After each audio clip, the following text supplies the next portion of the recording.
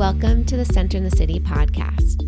I'm your host, Wade Brill, and during this series, I'll be interviewing various thought leaders, wellness experts, and humans on how they practice sustainable self-care and mindfulness.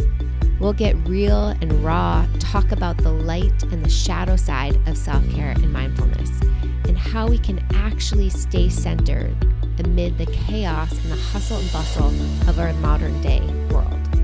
So settle in and get centered. This podcast episode is brought to you by Centered in the City, a virtual on-demand self-care and mindfulness platform with over 100 different meditations, journaling prompts, nourishing recipes, and Pilates flows, all designed to support you feeling calm, focused, and energized as you live your life in this modern day world. For more information, head on over to centeredinthecity.org and claim your 7-day free trial. Notice how much better you will feel by having a consistent practice to support you staying centered.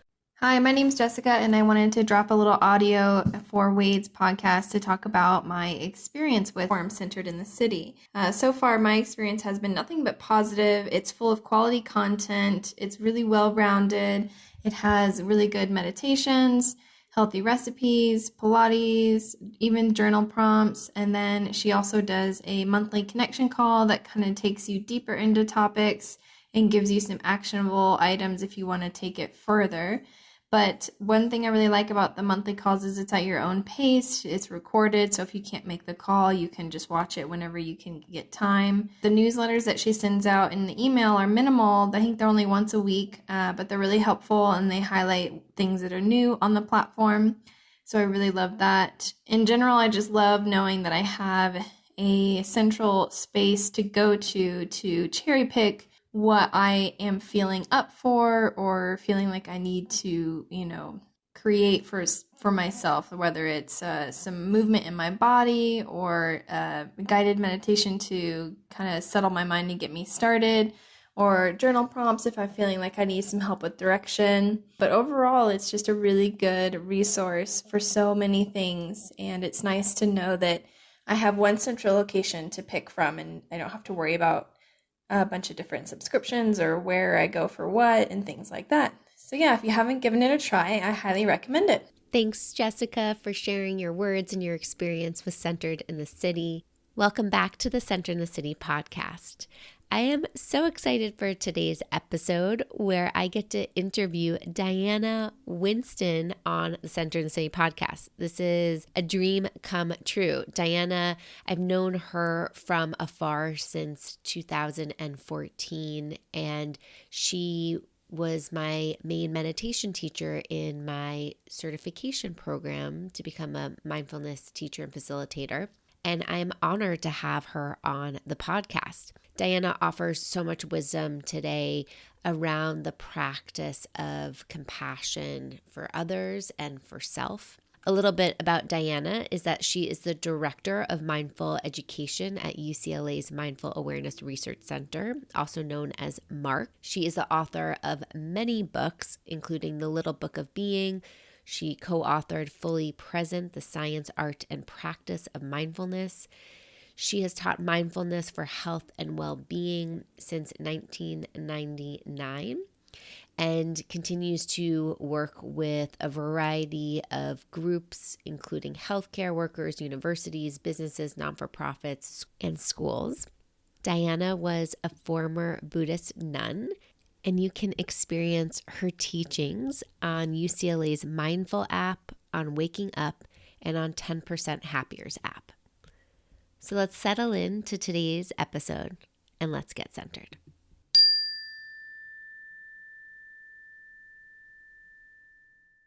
Diana, welcome to the Center in the City podcast.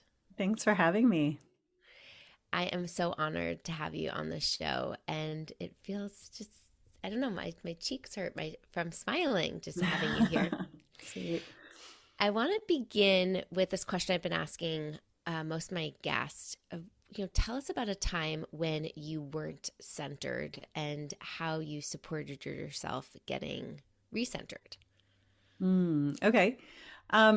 Do you want something like recent or Whatever feels real and raw to you or present. Yeah. Okay, well, I'll think about like recently. I was just telling you, my relatives were visiting, and so that means my brother, his wife, and two kids. So I have three young teenagers in my house, and it's complete chaos for the 8 days that they were here. And there was this one moment where motivating them to do anything is very, very hard. And we were trying to go out, and one faction was going to go shopping, and the other faction was going to the dog park. And the next thing I know, everybody's complaining. I don't want to go with him. If he goes to the dog park, then I'm going to. I'm not going. I'm not. Well, if she's not going, I'm not going. So the kids, like all of them, just completely like melted down. And then the parents are starting to freak out and going, well, we have to get that one to do it. And I'm, also a parent doing the same thing, going, come on, it's okay. Trying to bribe, trying to all this stuff. And it was intractable. And the kids were intractable. Everybody was mad. And I just suddenly like paused for a moment. I was like, if I can't even get my family to do anything, like how do countries do anything? How do people make decisions and go and do? And I just started laughing, and I just took a pause and I took a breath, and I just thought, so this is it. This is what's happening. This is life right now. There's no problem whether we go dog park or shopping or anything. And I sort of sat back and just began to practice kind of like an open awareness meditation practice. We're just allowing things to be as they were. And one kid was on the couch, like I don't know what she was doing, like hiding her body in the couch, and the other was yelling at them. And it was all part of this like wide open, spacious, joyful, funny show. And of course, at some point, they made a decision and things happened. And it didn't really matter how hard I was trying to control it. And I actually felt great and was laughing and was pretty relaxed.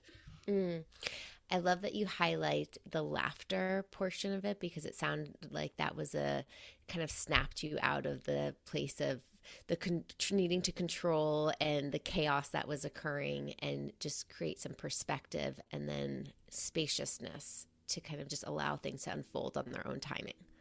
Yeah, exactly. How we could bring more of that into all of our lives. I know. Practice, right? And moment to moment, just the intention, the awareness that even that practice is out there, I think is huge, right? That's a choice that we can step into. I got to see you a few weeks ago at the Mindfulness and Compassion Global Summit in LA, and you gave a talk around compassion for self and others that I'd love to just share a little bit more with the Center in the City community, and also kind of go where you weren't able to go during your presentation. But can we begin with just what is compassion? Yeah, I mean, there's lots of ways to think about compassion, but it's really the opening of the heart, a movement of the heart towards alleviating suffering. So it's like we meet suffering and then there's a response in our being. And it can be, sometimes we meet suffering and the response is aversion or pity or, putting our head in the sand. But sometimes we connect or meet suffering in some way and our heart responds. And it's like, oh, how can I help? This is this feeling of compassion. It's like love connecting with suffering. It's also, other ways I think I was talking about it then was like kind of do unto others as you would have others do unto you, the golden rule, and there are different variations, but that's the basics of compassion. It's so interesting that the opposite of compassion, would you say the opposite of compassion is aversion? Probably, or like not doing anything, like complete, I mean, it could, I guess hostility would probably be like the full on hostility, hatred would be the opposite. Mm-hmm. Yeah. Mm-hmm. Yeah. And so why is it so hard for us to practice self-compassion and compassion for others? I think there are different reasons, and I think the two of them are really different in some ways. Obviously, it's the same mechanism, except the compassion for self involves it's the same thing. How do I meet my own suffering? Do I meet my own suffering with shame, embarrassment, resistance, or do I meet it with like love and openness? And so with it, there's so many people who struggle with not having self-compassion, who have self-hatred, self-judgment. I mean, this is like epidemic All of proportion. us. Yeah, everybody, right? Or I a know. portion, yeah. I like to collect quotes. I forget if I was saying this, but I have like Meryl Streep saying, "I can't act. I'm a terrible actor." You know, I mean, it's when Meryl Streep thinks she can't act, you know, we're in trouble, right? So there are these extremes of self-hatred, self-judgment in most people. And so because of many things, conditioning, family, messages, trauma, you know, I mean, there's so many reasons why we have this. It becomes like a default setting, right? Our conditioning is I'm not good enough, I'm going to fail, no one likes me, whatever. And that just sort of like it becomes these identities that we kind of glom onto. So when you start to say, okay, be compassionate towards yourself, people's response is not like, oh yeah, that was okay, I messed up, oh well. People's response is I'm a jerk, you know, I'm a failure. And so that's sort of just like, I mean, briefly one of the and also I think people think if they're very compassionate to themselves then they won't improve, you know, I won't, Yes. right, like I'm not gonna, I'll just sit around and let myself be lazy or let myself not work or let myself, you know, I mean there are lots of ideas around that. The obstacles to compassion to others I think is a little bit different because I think it's less about our conditioning and more about, well, it's also conditioning. I take that back. But it's like um, when outer suffering is something that in some cases we can avoid. We don't have to face a lot of external suffering unless you're forced to. Like if you're living in Ukraine, you cannot get away from it. If you're living in suburban US, you might have suffering in your family, but it may not be impacting you in that kind of way. So it's easy to just shut down, ignore, not pay attention to. Um, and it's hard, you know, it's really hard to stay with an open heart in the face of suffering. So I guess it's really, maybe it is the same the more I think about it. I want to circle back to what you said about practicing self compassion for a moment, because I think you hit the nail on the head here of some people I think have this fear, if I practice self compassion, then I won't be motivated to do more. And I kind of think of like that inner sergeant, like yelling at people, like, you know, do 50 more push ups type of thing, that they find that more motivating than, you know, hey, like, what does your body want to do right now? Or do you want to do 5 more push-ups? Or what does it look like to look, you know, have a 6 more push-up here? Why do you think our minds are, from like a neurological perspective, what's happening that we're so wired to lean more to the critical voice? Yeah, I mean, there's a lot going on. There's the negativity bias, right? The scientists talk about the negativity bias, where we'll see the negative and we'll somehow miss the positive. And they say it's like Velcro for the negative and Teflon for the positive, right? Our brain somehow can't take that in. And it's so interesting because, you know, I see myself sometimes like I'm teaching a class and there's hundreds of people in the audience and everybody's smiling and there's like one person in the third row frowning and, you know, looking at their phone, and I'm like, oh, that person, what's wrong? What am I doing wrong? You know, it's like, and this is what our minds do. We go towards that negativity. So yeah, it's not easy. And most of us, I mean, some of us have had conditioning around like parents who were very loving parents, but most of us probably had not great models around it. And we've internalized that quite a bit. And then there's been this whole movement for self-esteem, like how do we build kids' self-esteem? And it didn't really work because they tried like, let's just tell the kids they're great at everything.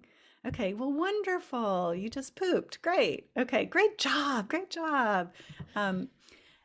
And then kids feel it. Like they know if it's not real, and they also know if suddenly they need all their external worth mirrored to them.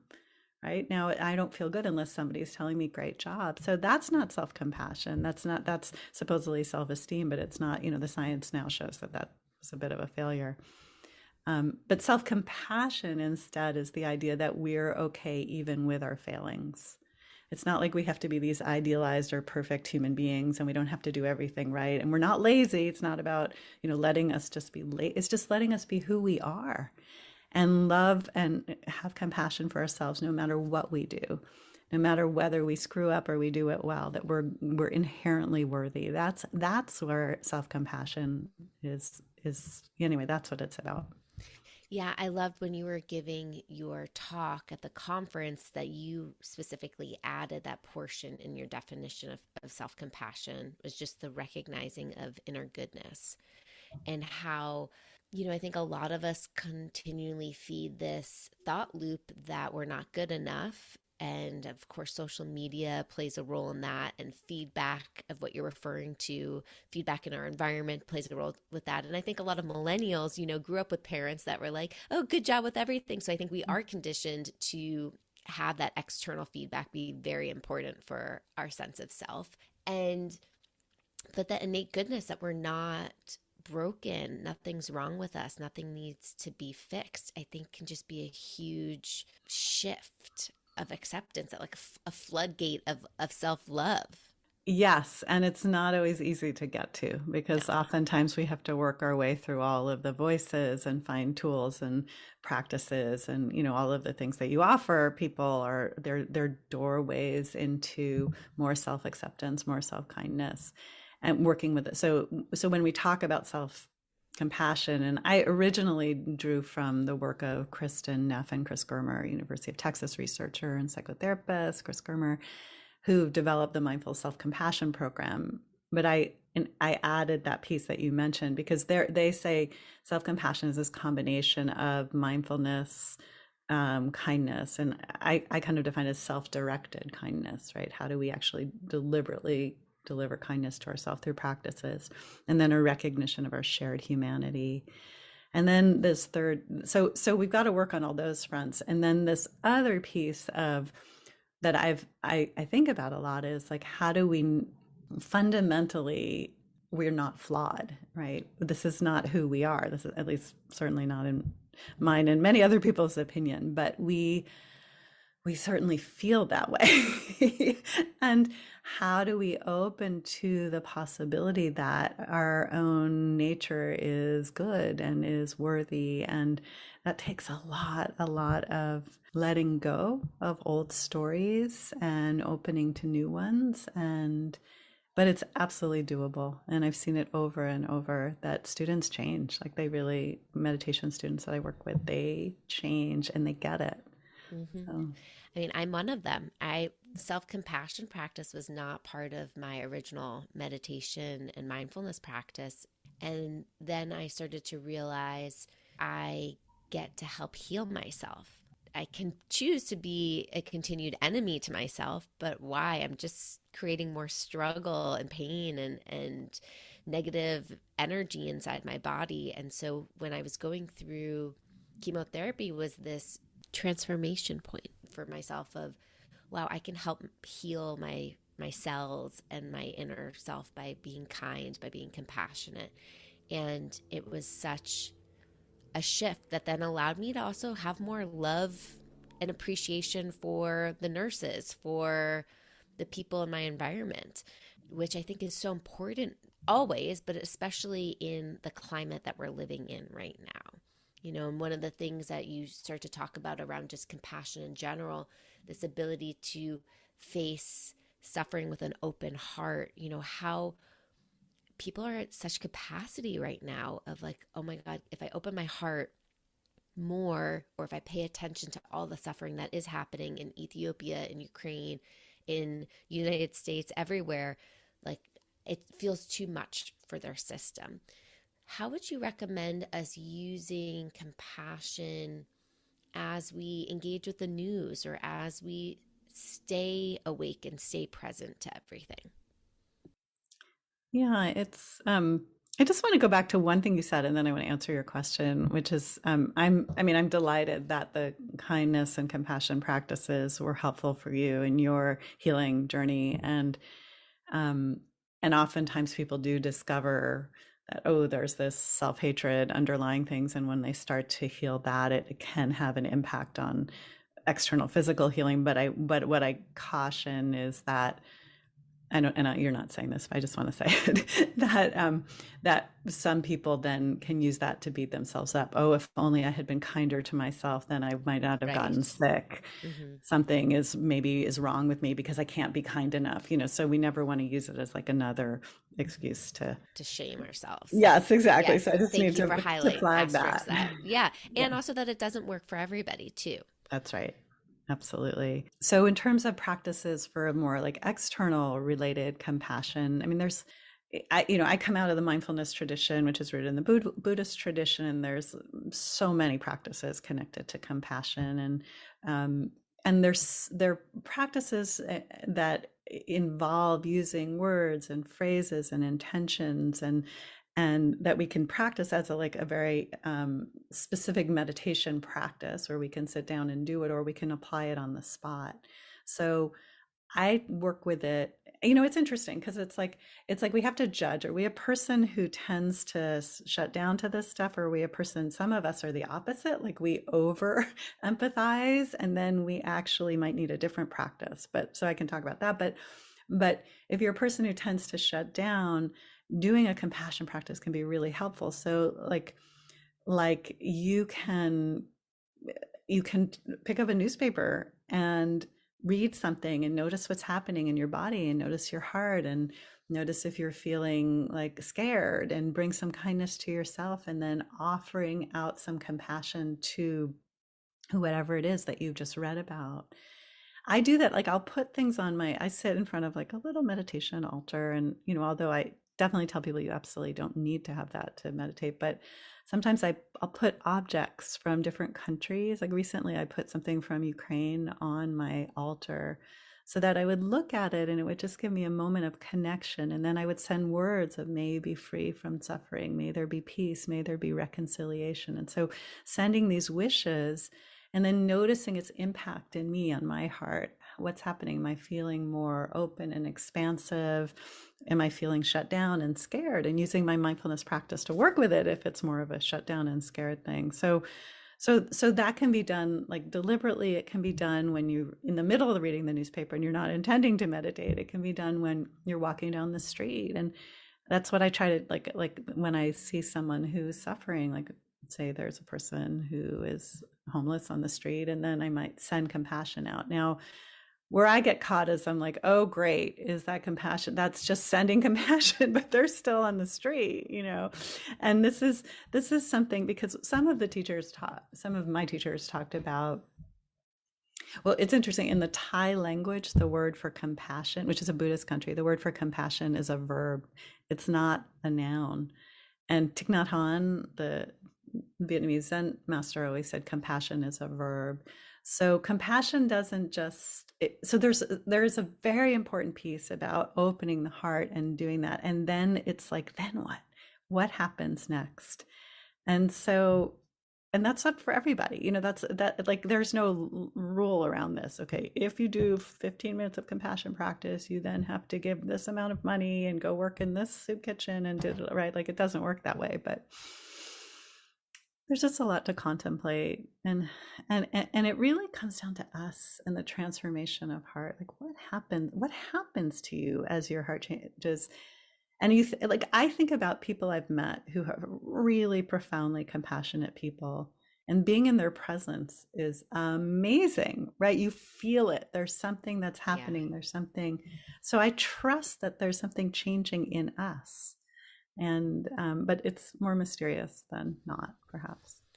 Yeah, one of the practices that I started doing years ago was, even when I hear an ambulance, to send compassion to whoever might be in the ambulance or whatever might be going on, of, may you be healthy, may you be well, just sending good wishes. And I don't know if that does anything, but it does make me feel a sense of connectedness, that I am in the same city, the same place as this person. I'm part of this person's community. They're part of mine. Like the sense of, can we take care of all of each other? Can we work together? And so for me, it helps feel a deeper sense of connection to those around me instead of me putting on blinders and kind of being in my isolated world, kind of like the Truman Show of like, this world is just here for me type of a thing. But really like, wow, we're all here together. And I think when I can have more of that open heart and sense of connection, I am a more generous, loving person. And that's what the world needs. I feel like that's the greatest gift I could give the world.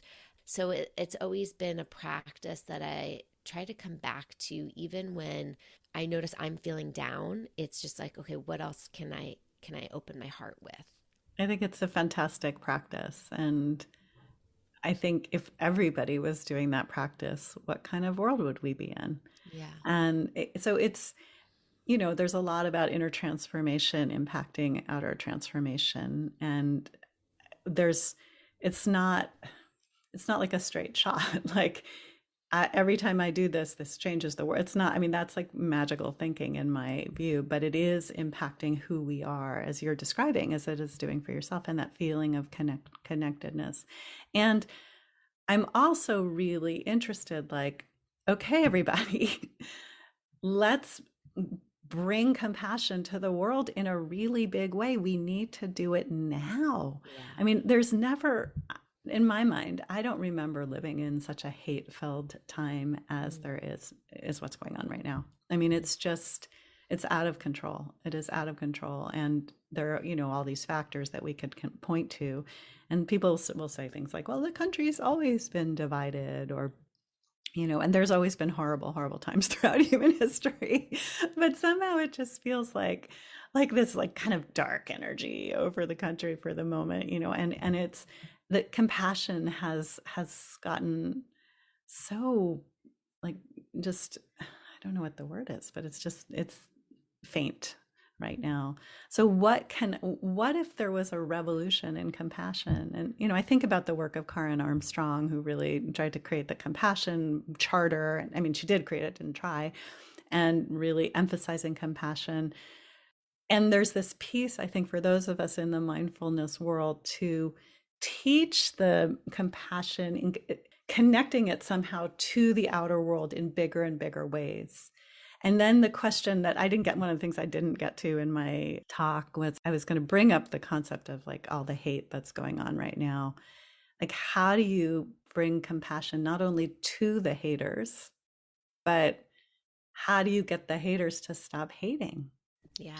Like, who's working on this? I want to know. As people listening to your podcast, if you know, how do you stop the people who are being hateful from hating? It's like a profound, I mean, I almost can cry as I think about this question right now, because it's like the level of just nastiness. It's like, it's untenable. And you read these stories about people who've been doxxed, and I'm very like a big supporter of the Center for Countering Digital Hate. And I mean, like, there's all this stuff going on that's just beyond the pale.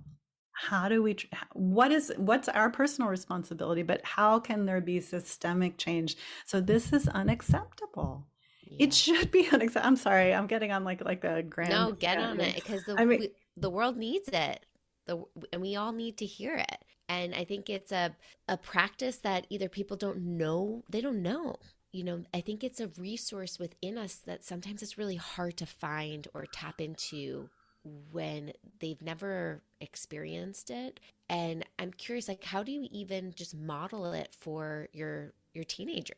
How can people bring it into their homes a little bit more, or into their interactions, or into their workspaces, so that we can see this bigger ripple effect into our world? It's interesting with so my daughter is almost 13, and it's that very delicate stage where they kind of listen to you but kind of don't, and so you don't want to push too hard.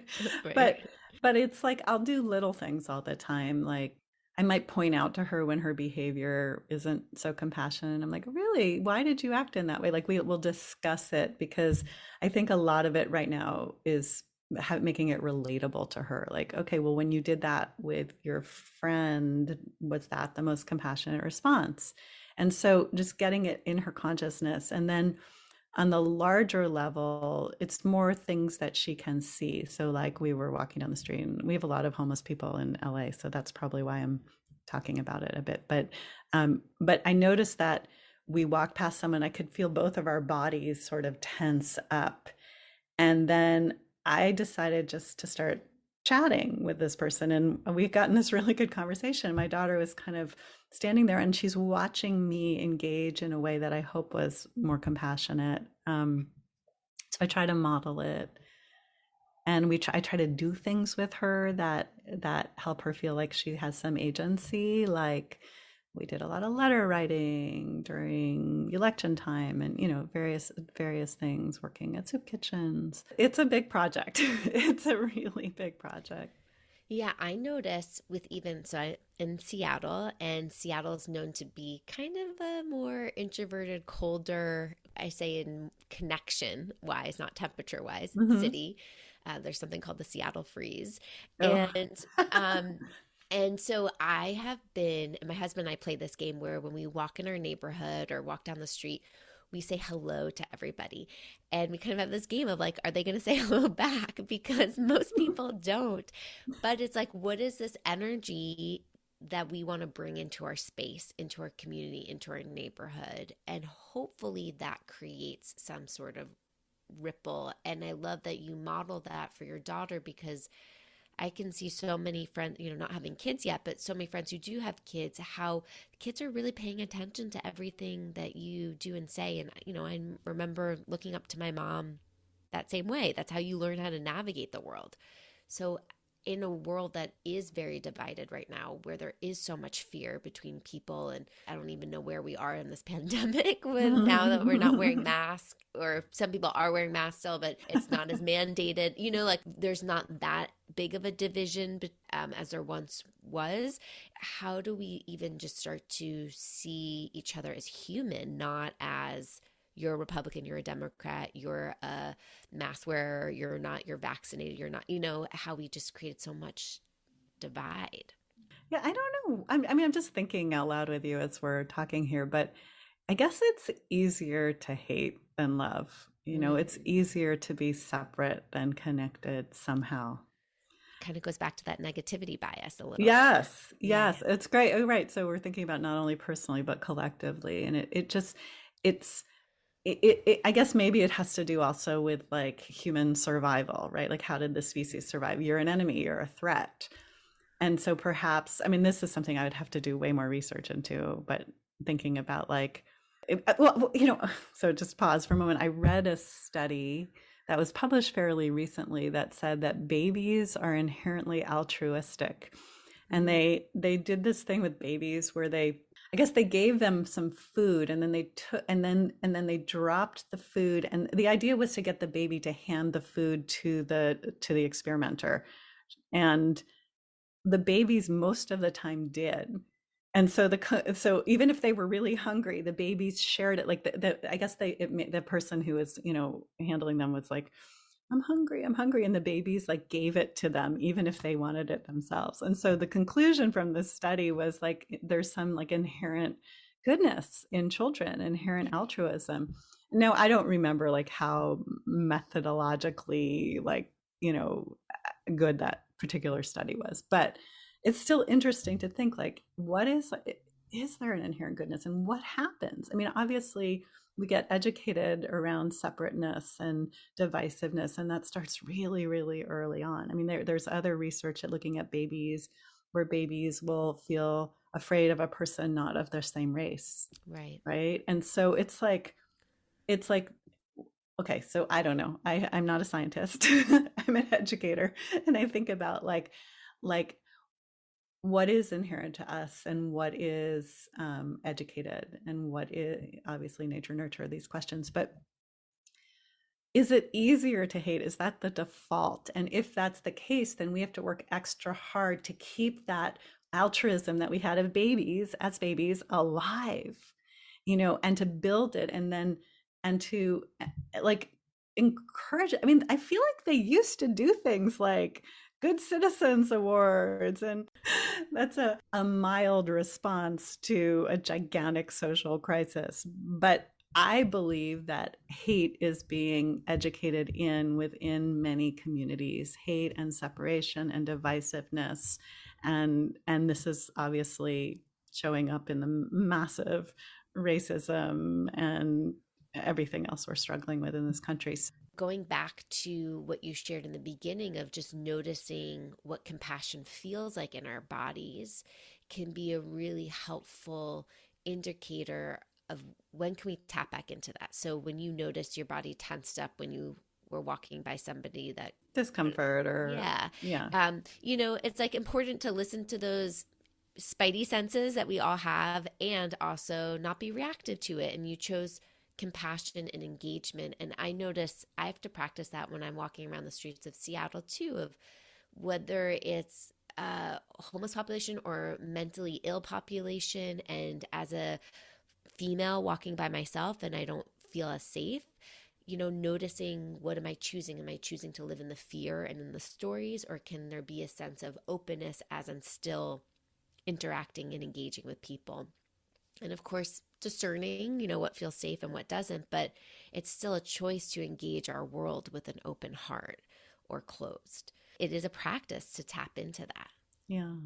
And you're someone who has years of a meditation practice. And so it takes time, it takes effort to become self-aware in that way, to notice when your body is tensing up, when you notice that you're having a reaction and not be lost in the reaction, but able to come back to center, right? Like these are skills that you've developed.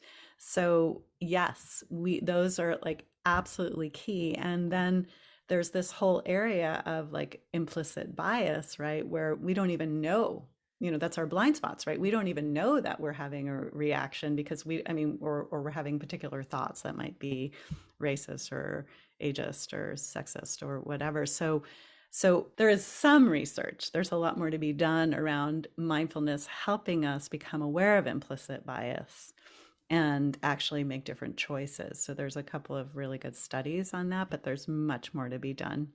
Mm-hmm. There's the things that we're aware of, and then there's the things that we know, and then the things we don't know, and the things we don't know, we don't know. That's the problem. The ones we don't know, we don't know. We have a lot of work to do, I think. We have a lot of work to do, and how mindfulness can be a tool to help us understand ourselves and all of those layers and the continued learning, because it's not a destination point. We don't just learn ourselves. It's like a continued observing and learning and listening. That's right. Absolutely. Thank you, Diana, for being here and sharing your wisdom and your insights. Can you let our listeners know where they can find more about you and all of your teachings and your books and resources out there? Sure.